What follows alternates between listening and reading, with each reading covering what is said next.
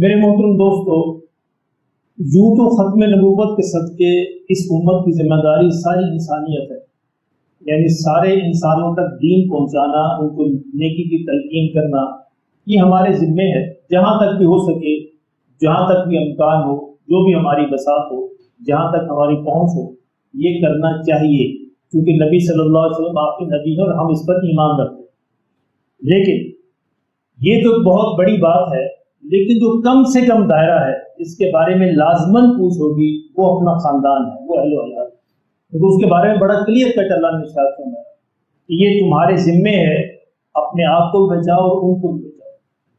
तो उनको कैसे बचाना है?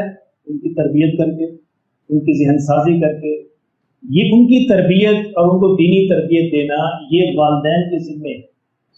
अगर वालिदैन ने जिम्मेदारी पूरी ना की तो इस आयत के रूल से उनसे पूछा जाए